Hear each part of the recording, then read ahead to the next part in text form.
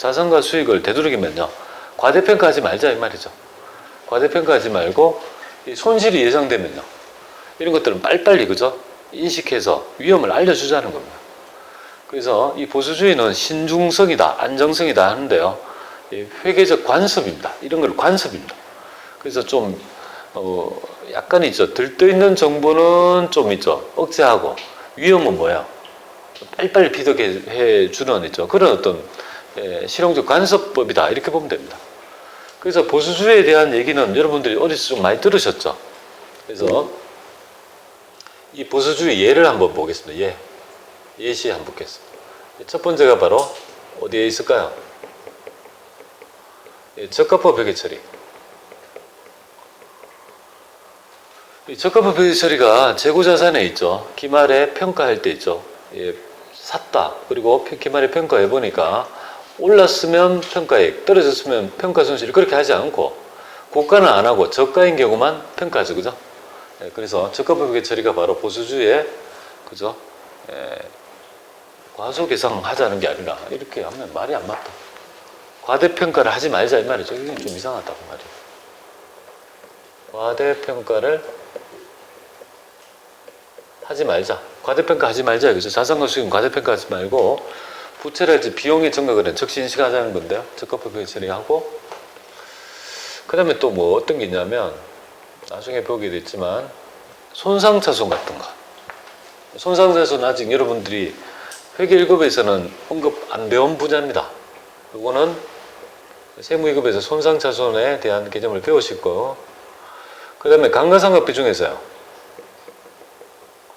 감가상각 방법 중에서 어떤 게 있을까요? 초기에 많이 상각하는 방법이 뭘까요?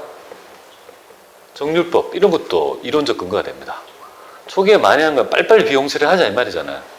되도록이면 비용 같은 거는 빨리빨리 인식하자는 거죠. 그러니까 여기에서 이런 것들이 보수주의의 예가 될 수 있는 거다, 그죠? 근데 여기에 치명적 약점이 뭘까요? 이 보수주의가 가지는 장점도 있지만 단점이 뭐냐면, 단점이 뭘까요? 이 단점이. 내가 보수주의를 이용해서 빨리빨리 비용 처리를 하고 비용을 많이 계산하니까 이익 조작에 그죠? 노출되어 있습니다. 이익 조작이 용이하다, 이렇게 보면 됩니다. 그러니까 빨리 비용 처리를 해버리니까 내가 이익을 적게 내려면 보수주의라고 해서 빨리 더 가버리면 이익을 적게 계산할 수 있잖아요. 그러니까 여기 단점이 되겠습니다. 보수주의는 이익 조작이 그죠? 용이하기 때문에 이런 것들이 좀 문제가 될 수 있습니다. 뭐 최근에 이런 기출문제 보면 아마 제 기억에는 작년도 기출문제 같은데요. 보수주의에 대한 얘기를 언급하면서 오답이 바로 있죠. 보수주의는 이익 조작이 용이하지 않다.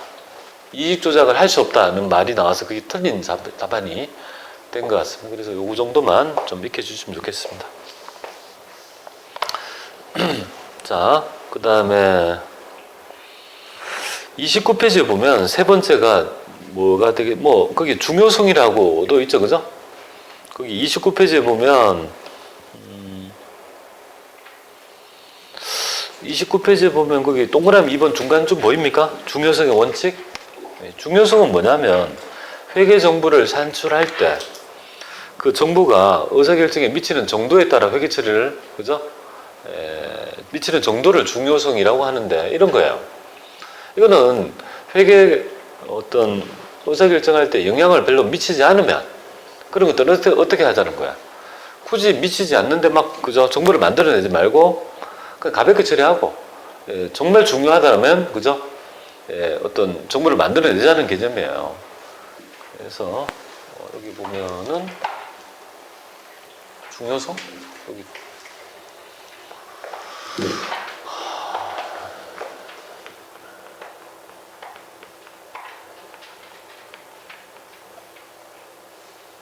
의사결정 시 미치는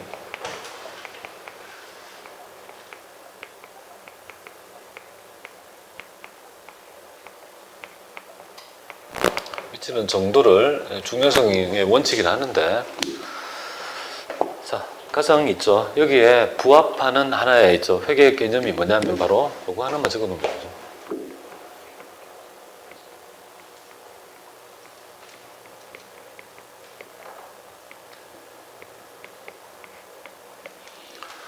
자, 중요성의 가장 하나의 큰 예시가 바로 우리의 소모품이라는 그 자산 계정을 보통 일반적으로 소모품을 구입했다 했을 때 보통 일반적으로 소모품이라 하지 않고 대부분 다 소모품비로 회계 처리한 이유가 여기에 있습니다.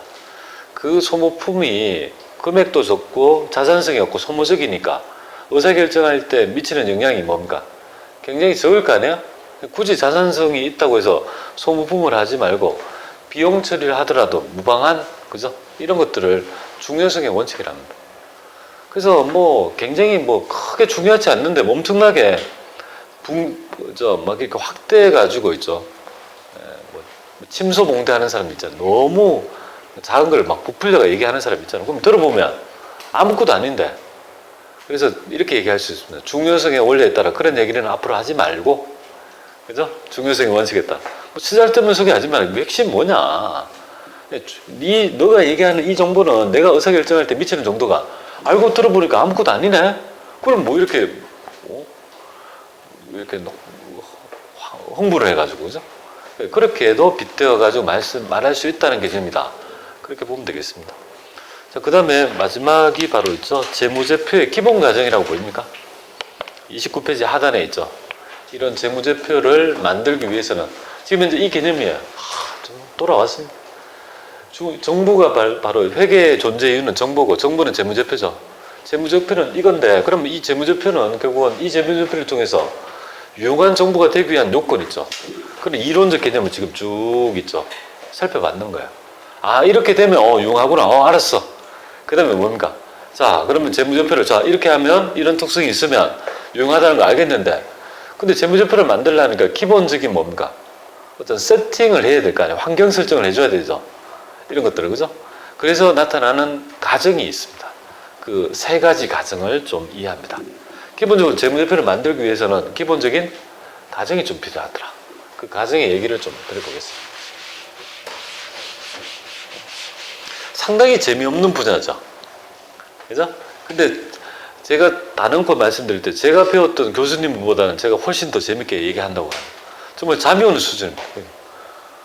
도대체 무슨 말 하는지 정말입니다. 이거 할 때 정말 헤맨 게 아니라 기억납니다. 짜증이 났으면 뭐 하는 거야 도대체 뭐 하자는 거야. 무슨 말인지 못 알아듣겠더라고요.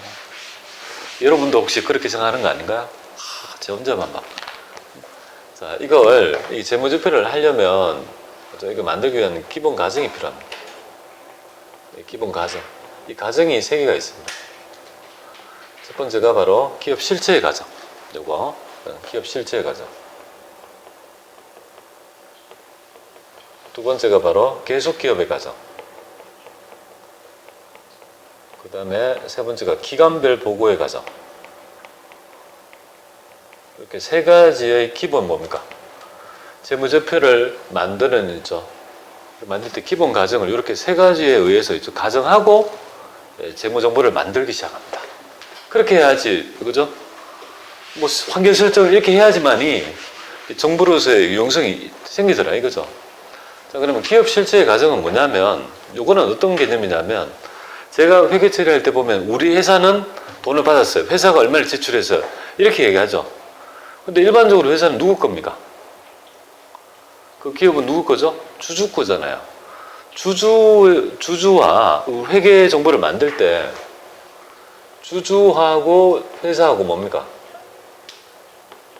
이게 이제 결국은 회사는 주주 거잖아요. 근데 이거를 뭡니까? 어떻게 하자는 겁니까? 분리하자 이거죠, 분리. 그래서 독립된 실체로 봐서 회계 처리를 하자는 거예요. 회사를 하나의 뭡니까? 독립된 실체로 봐서, 기업을 실체로 봐서, 회사가 돈이 들어갔고 회사가 돈 나갔다고 이렇게 보자 이 말이에요. 그렇게 해야지 되지. 회사의 주주한테 돈이 받았고 회사의 주주가 돈이 나가고 이렇게 하면 우리가 설명할 때 너무 힘들더라는 거죠. 그래서 기업 실체의 가정은 뭐냐면 소유주와 분리해서 회계 단위를 하나의 독립된 실체로 봐서 회계 처리하자는 가정이다. 자, 계속 기업의 가정은 뭐냐면 기업은 계속 있죠. 존재한다는 가정입니다. 기업은 계속 있죠. 별다른 가정이 없는 한 계속 영원히 그죠. 존재한다는 가정이 필요합니다. 그리고 요거에 대한 계속 기업의 가정이 바로 감가상각비의 그죠? 이론적 근거를 그죠? 하고 있다 이렇게 보면 됩니다. 감가상각비는 5년 상각한다 하면 5년 동안 기업이 존재해야 될 거 아니에요. 내년에 기업이 청산한다라면 5년 상각을 할 수 없는 거 아닙니까? 청산을 가정해서 회계처리 가정을 해야 될 거. 그래서 계속기업의 가정은 감가상각비의 이론적 근거를 마련한다 이렇게 보면 되겠습니다. 자, 기간별 보고의 가정은 뭐냐면 어떤 회계 보고를 회계 정보를 보고하는 단위 기간을 얘기하는 겁니다. 그래서 기간이라는 거는요, 우리 회계 기간별로 그죠? 보고하자는 거고, 이 회계 기간은요, 회계 1급에서 말씀드렸지만 상법에서 어떻게 정의합니까? 상법에서 1년을 초과할 수 없다라고 규정합니다. 그죠? 1년을 초과할 수 없다. 그래서 대부분의 기업이 1년을 가정하고, 특히 이제 1년이니까 그냥 1월 1일부터 12월 31일에 어떤 1년짜리가 가장 많죠. 그래서 그걸 가정해서 우리가 회계처리 해왔지 않습니까? 자, 그렇게 해서 이런 가정하에서 이제 재무정보를 만들자는 있죠. 개념이 딱 나타납니다. 자, 여기 바로 있죠. 좀 재미없지만, 그죠? 그러니까 기본적인 우리의 개념 체계라고 보시면 되겠습니다. 자, 그 다음에 이제 뭐냐면 31페이지에 보면요. 재무제표는 뭐야? 이런 얘기 있죠. 별거 없습니다. 쭉 있다가 나중에 바로 내일 있죠. 예, 자산편이 들어가고 그때부터 논점 있잖아요. 핵심들 논점에 보면 유가증권 할 때 여러분들이 보면 살짝 배운 거를 유가증권에 매도가능증권을 주된 테마가 되죠. 그쪽에서도 더 배우게 되겠고 나머지 모형은 일반적인 모형하고 똑같아요. 그냥 크게 유가증권하고 바들럼하고 대손회계하고 기말에 손익정리분기하고 외환회계 그리고 5가지 토픽. 그죠? 정리를 착착착 하면 되죠. 그리고 이제 재고자산 딱 들어가면요. 기본적으로 판매 모형, 판매했을 때 수익 창출하고 매출원가 대응하는 거, 판매되지 않은 기말 재고의 평가, 판매되지 않은 것 중에서 다른 용도로 사용한 거 다 개정대체 넘어가면 되고, 유형자산은요. 업무의 사용 목적이니까 사용했다 취득원가 결정하고 사용하면 사용 중의 모형이 뭐예요? 수익 내고 대응하는 원가의 배분 행위가 감가상각비하고 처분 모형, 세개 논점 이런 식으로 탁탁탁 정리를 착착 하면 체계적으로 쫙 되겠죠, 그죠? 그런 것들을 제가 나눠드렸던 핵심별 요점 정리에 다 정리되어 있습니다. 그래서 아마 여러분들이 회계 1급 때 그걸 받아보는 거하고 세무 2급 과정에서 받아보는 거는 약간 틀릴 거야, 아마. 더 많이 하면, 조금 더 있죠. 거기 제가 표현하려고 하는 부분이 있습니다. 그래서 그런 것들을 여러분들이 앞으로 계속 보시면서 논점을 좀 빠른 시간에 익혀주시면 좋을 것 같습니다.